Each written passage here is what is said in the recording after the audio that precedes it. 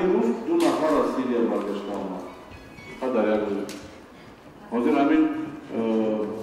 بسیار فعالانه در این سمت کارمندان مقامات حفظی حقوق فعالیت کرده‌اند. خصوص کارمندانی که در هیئت ستاد اومدی پیشگیری شدنشوی شهروندان ما فعالیت میکنند و دیگر نمایندگان مقامات حفظی حقوق کار در این سمت خوبتر و بهتر قرار مانده شده است. تقدیر می‌باده شهروندان ساکنان شهر اشکاف که از سیریا برگشته آمدند و چی انتظار است من گفتنی هستم که سنجش همطرفه حالت اشتراک آنها درجه اشتراک آنها و حالت‌های سبب‌های برگشته آمدنشان مورد سنجش همطرفه قرار گرفته شدند و از نتیجه‌اش قانون قبول نمی‌شود. از جمله چیزی که محترم رئیس گرامی قید کردند در قانون‌گذاری یعنی در ماده 401 الهه 1 می‌گوییم اشتراک در محاربه‌های جنگی دولت خارجی اعضا جای دارد. در اعضا آمده است شخصانی که از اشتراک چیزی که گفته داشتند در اشتراک در این گونه محاربه‌ها اختیارانه دست می‌کشند اگر در حرکت‌های آنها دیگر ترکیب دیگر جنایت‌ها موجود نباشد از جوابداری آزاد کرده می‌شوند. بنابراین از نتیجه سنجش قرار گرفته می‌شود سنجش ادامه دارد. بسیاری اون نفرهایی که در گروه‌های افراطی هستند و سلفی و دیگر رویه‌ها هستند بازداشت می‌شوند در زندان با افرادی که مثلا با گناه‌های دیگر زندانی شدن نگهداری می‌شوند. بسیاری‌ها به این نظرند که اینو در زندان تبلیغات همین فعالیتاشون هم می‌برند و پیشنهاد دادن که اینو اگر امکان باشه جدا نگهداری شوند تا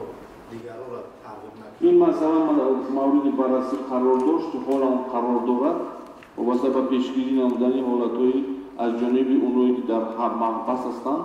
جلب نمودن دیگر محبوسان تا حال اینا با وی علاهیده مؤسسه‌های علاهیده گذرانده نشدن و چنین مؤسسه‌ها ساخته نشدن و به استفاده داده نشدن. مرحمت اگر در این سمت در مؤسسه‌های اصلاحی ادای جزا دوام دارد این پیشگیری نمودن فعالیت غیرقانونی محبوسان و همشهریانی که در سازی نمودن چنین جنایت‌ها کاتگوری جنایت‌ها دست دارند.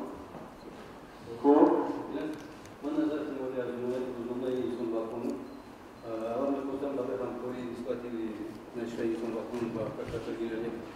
عالی مطابق فرمان پرزیدنت کشور مثلا هر یک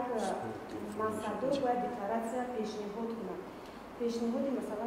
خود همین منبع درآمد مثلا همچون شما که پرокورور گنرالی هستید وقتی در منصب پیشنهاد و این کرسی نشسته دکلراسیا و خود خود انداز پیشنهاد کرده میتونه و من میتونم که نسخه همین دکلراسیا همه کارمندان شما اصلا یک نسخه‌اش به شما میاد و من می‌خواستم که از همه مثلا دیگه که ثروت زیاد از تفکر گنرالی کدوم کارمندان داره.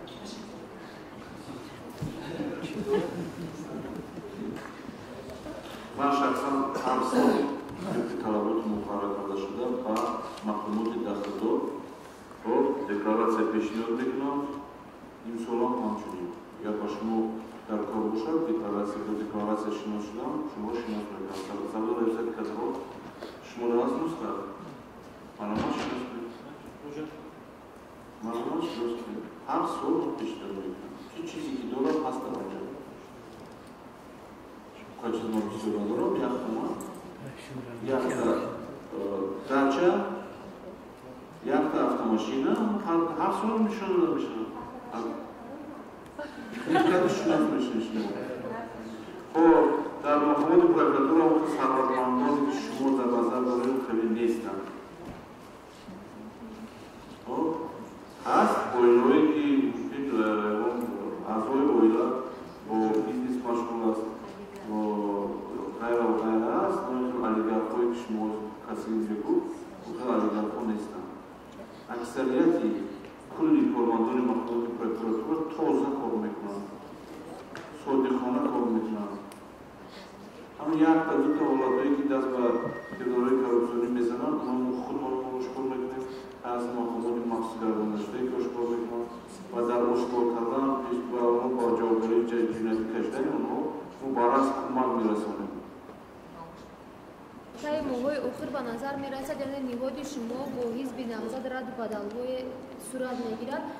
ва шумо онҳоро гунаҳгор мекунед ва онҳо шуморо ба поймолкӣ қонуншиканӣ гунаҳгор мекунанд ва ҳатто ҷониби ҳизб даъво дорад ки он муроҷиату шикояте ки аъзои онҳо ба прокуратура мекунанд ягон ҷавоби қонекунанда ҳам намегиранд. Вақте ҳизб даъво дорад, оё имкон дорад ки як комиссияи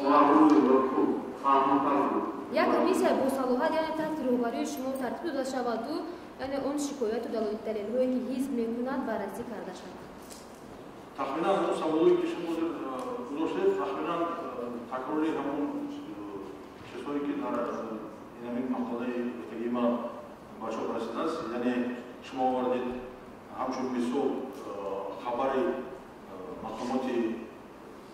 мубориза ба зидди коррупсия дар бораи содир намудани ҷиноятҳои коррупсионӣ шуморо овардед аз ҷониби ин ё он мақомот ва муқоиса кардед бо он 45 ҷинояте ки дар изҳороти прокуратураи генералии қайд шудааст ки дар 5 соли охир аз ҷониби фаъолони ҳизби назади ислом содир шудааст ва гуфтед ана ҳамагӣ 45 ҷиноят ҳамон ҳам мо рад мекунем, дуруст намеҳисобем ва ғайра ва казо. Оиди рад кардан накардан ин қоидаи қонун мавҷуд мебошад, оиди судҳои зиндаҳои гуногун, оид ба ҳамаи ин ҷиноятҳо қарорҳои ниҳоии суде ки ба қувваи қонунӣ даромада мавҷуд мебошад ва ягон шаҳрванд ҳуқуқи инкор кардани онро надорад, аз роҳи конститутсия дар қонунҳои мавҷуда. Ин як масъалаи дуюм, шумо дар инҷо дар ҳамон мақолае ки ман омад кардам овардед ки 45 ҳамагӣ 45 тақсим кардед ба 5 сол ва муҳофиза. Сухан дар бораи референсия намерам.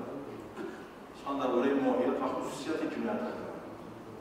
Сухан дар бораи он меравад ки аз 45 ҷинояте ки дар изҳороти прокуратураи генералӣ аз 8 июли соли ҷорӣ қайд шудааст, 17 ҷиноят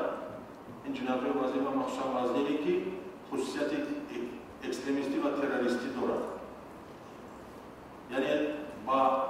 муқобили амнияти ҷомеа равона карда шудааст. Аз ҷумла куштури 25 фарзандои мо шумо ки хизматчиҳои ҳарбӣ буданд, ҷавонои ки 18-19 сол умр доштанд, 25 нафар аз ҷониби гурӯҳи ҷинояткорон зери роҳбарии мулло Абдулло бо кӯмаку дастгирии ҳамаҷонибаи сардори бахши ҳизби навзати ислом дар Рашт ба анҷом расонида шудааст.